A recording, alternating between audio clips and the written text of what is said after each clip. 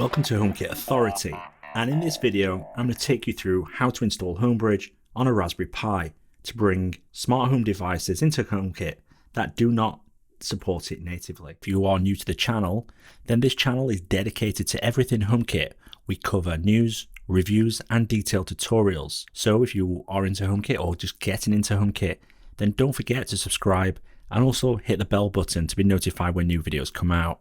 You can also follow us on our social media channels at Follow HomeKit. The links in the description below, where we're constantly putting out HomeKit related information. So what is HomeBridge? Well, HomeBridge is an open source platform that acts as a HomeKit bridge, similar to a Philips Hue bridge that supports its lights and accessories, but this supports multiple devices from multiple device makers. HomeBridge allows you to integrate with smart home devices that do not natively support HomeKit. There are over 2,000 HomeBridge plugins. That means you can integrate devices like the Neato robot vacuum, Ring doorbells, SwitchBot curtains, and even bring control of your Tesla into HomeKit. The other unique feature is the HomeBridge UI provides an easy to use interface to manage your HomeBridge plugins, configuration and accessories. You can install and configure HomeBridge plugins with easy configuration with, in most cases, no need to mess with code. You can also monitor your HomeBridge server via a fully customizable widget-based dashboard and view and control HomeBridge accessories. HomeBridge works with Windows, macOS, Linux,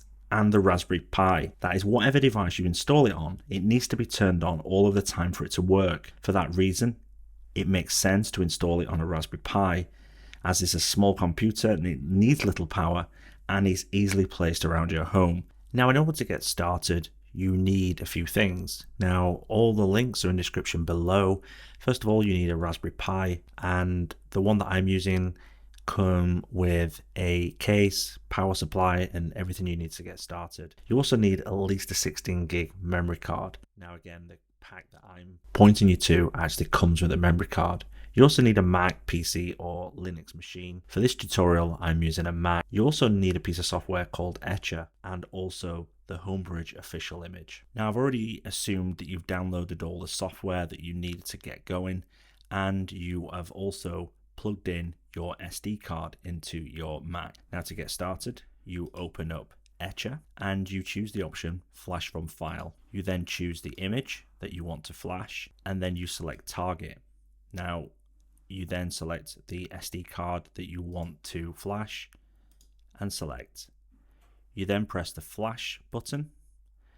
It will then ask you to enter your Mac's password, and this takes roughly between 2 and 5 minutes depending on the size of your memory card and also the speed of your computer. Then once it completes, it will then validate the installation just to make sure everything is okay. And then once the flash is complete, you then remove the memory card from your computer and place it into your Raspberry Pi, and then plug in the power supply. Now, once the Raspberry Pi has booted up and takes a couple of minutes, you then need to connect the device to your network. Now, the easiest way to do this and the recommended way is to do this via a Ethernet cable. Now, you also can connect it via Wi-Fi, and for a complete tutorial, I'll show you how to connect via Wi-Fi, but as I've said, the recommended connection method is via Ethernet. So in order to connect via Wi-Fi, you click on your Wi-Fi finder and then you select HomeBridge Wi-Fi setup. Once it's connected, it'll bring up this box. What you need to do then is connect to your Wi-Fi network and then put in your Wi-Fi password and connect, and it then will apply these changes.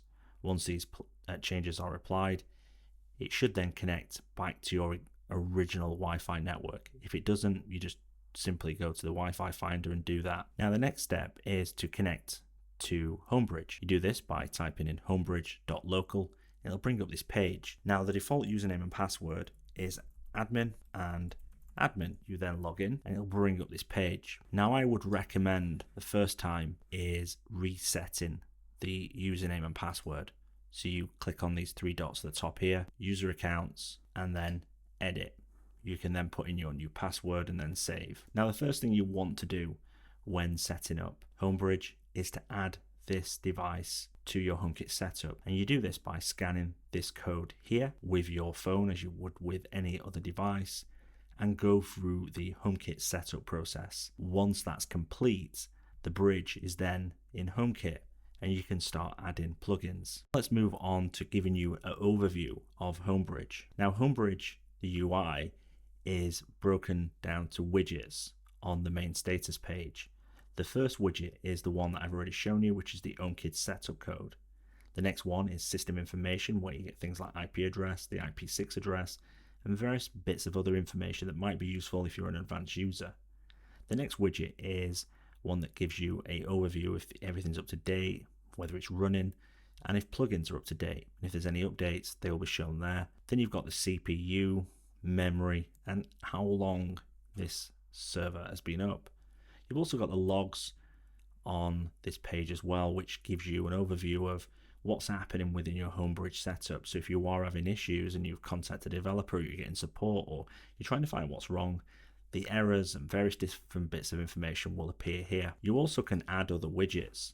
So you've got various different widgets you can add onto this main screen, and you also can lock the layout. You also can, at this top end, you can view the logs in more detail, and you also can restart the server. Then this one is the options. So you've got the option to go into terminal, which you can do different terminal commands if you're an advanced user, restart the server, shut down the server.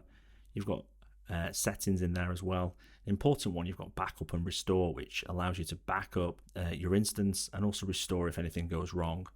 You've also got UI settings, user accounts, and you also can log out from this menu. Now in the top left hand corner, now the first one that's really important and the real reason you want to be using this is the plugin section, and you can search for different plugins. So we will search for the SwitchBot, and you come up with various different plugins. Now you may be asking what this verified means. This basically means it's been verified by the HomeBridge community, and it also works with the UI. So if you installed this one, then it would simply mean that all you need to do is put a few details into the user interface in order to get started. And there's lots of different plugins that you can just find by searching here and just install them. So this one's the Dyson Pure Cool. The next tab is the config. Now, if you wanted to do some advanced editing, you could do that within here. And then final one is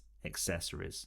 This is any accessories you've added. Now this is a new instance, so there's no accessories in here. Now I'm just going to give you a quick demo of installing a plugin. So I'm going to install the Neato plugin, which is for the robot vacuum cleaner. You click install. It will then start to download everything and put everything within HomeBridge. And once that's done, you then simply get this box, which allows you to, in my instance, put in my email and password for my Neato vacuum cleaner. Once you've done that, it will verify it. Neato vacuum cleaner will be exposed in HomeKit, and you'll be able to control it with HomeKit. So guys, that's the end of this tutorial. Hopefully you found it useful, and it's a part of a series where I'll be bringing more videos. I'll also do reviews, tutorials, and bring news for everything HomeKit, so don't forget to subscribe. Also, don't forget to follow us on our social channels at Follow HomeKit. And also, if you like this video, give me a thumbs up.